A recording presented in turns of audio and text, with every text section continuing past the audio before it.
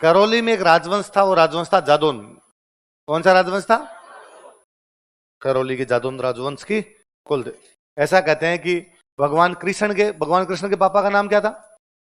Vasudev. Mummy का नाम क्या था? देव। और देवकी के चचेरे भाई थे, उनका नाम था कंस। क्या नाम था?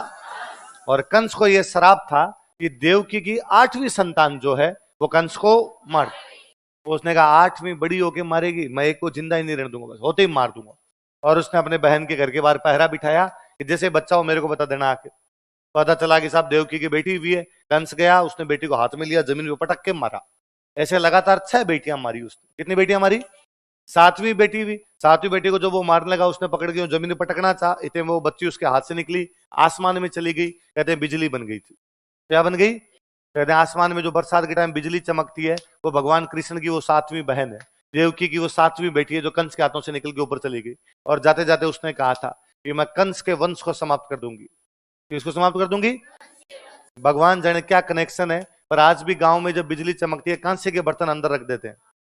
कांसा होता है ब्रोंज, और मम्मी ने कहती है भाई कांसा कंस का वंश है, और ये अंदर रख दो वरना इसके ऊपर बिजली गिर जाएगी। मेरे को याद है बचपन में कभी एक बार को बिजली चमकी होगी, तो मम्मी ने कहा अरे अरे ये कांसे वाले बर्तन अंदर रखो। 2-4 ही कांसे के बर्तन होते, परात, एक बाटकार, थाली को 2-4 ऐसे होते। अंदर रखे हो, अंदर रखे हो। तो हमने अंदर रखे। मम्मी क्यों अंदर रखने? बिजली चमक रही है, ये कंस का वंश है, इस पे गिर जाएगी। तो उसके बाद हमारे याद हो गया।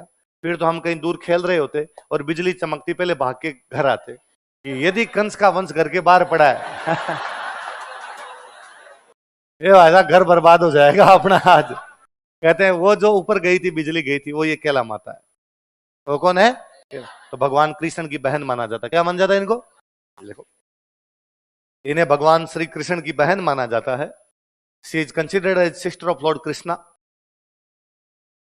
इन्हें भगवान श्री कृष्ण की बहन माना जाता है।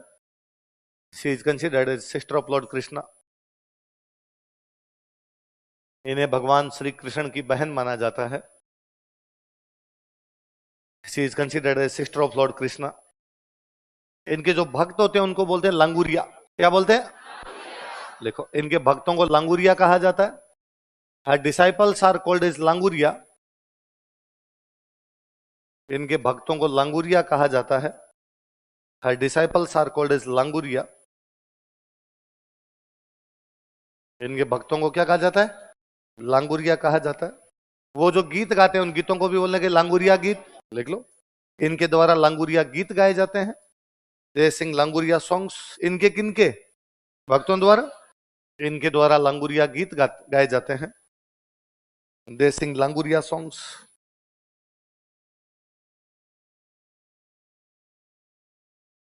इनके द्वारा लांगुरिया गीत गाए जाते हैं। दे सिंग लांगुरिया सॉन्ग्स। लिखो मेला, लिखो मेला। लिखो चैत्र शुक्ल अष्टमी। अशोक अष्टमी होती है, चैत्र शुक्ल अष्टमी। अब मेरी बात सुनना, देखो, एक ज्यादातर माता जी के मैंने मेले नहीं लिखवाए आपको। मैं नहीं लिखवाया करणी माता का मेला कब लगता है। मैं नहीं लिखवाया आपको नागणची माता का मेला कब लगता है। हमने नहीं लिखा जीण माता का मेला कब लगता है, क्योंकि स्वाभाविक है माता जी के मेले नवरात्रि में लगते हैं। नवरात्रि साल में 2 बार आते हैं, तो माता जी के मेले भी कितने हो गए? 2। वैसे तो 4, पर 2 गुप्त नवरात्र होते हैं, उनको टाल दें तो 2 बसंत नवरात्र, शरद नवरात्र, 2 तो आते हैं। तो माता जी के मेले भी कितनी बार लगेंगे? 2 बार। तो ज्यादातर माता जी के मेले नवरात्रों में लगते हैं, और नवरात्रों में लगते हैं तो कितनी बार लगते हैं? 2 बार। कुछ माता जी के मेले नवरात्रि में नहीं लगते, अलग लगते हैं, वो हमने पढ़े। नवरात्रि के अलावा यदि कोई मेले है तो वो पढ़े। नवरात्रि में जिनके भी मेले लगते हैं हमने पढ़े नहीं। और अब की बार हमने मेला लिखा रही नवरात्रि में। चैत्र शुक्ल अष्टमी क्या होती है? नवरात्रि।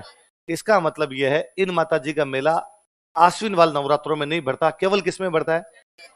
किसमें? वे माता जी जिनके मेले नवरात्रि में बढ़ते हैं, उनके दोनों नवरात्रि के बढ़ते हैं। और एक माता जी जिसका मेला नवरात्रि में भी बढ़ता है और केवल एक में बढ़ता है, वो कौन सी है? इसलिए आरपीसी का 3 बार पूछा हुआ सवाल है, वर्ष में केवल एक बार कौन सी देवी का मेला बढ़ता है? इसके कोष्टक में लिखो, चैत्र शुक्ल अष्टमी कोष्टक में लिखो, वर्ष में केवल एक बार, ओनली टाइम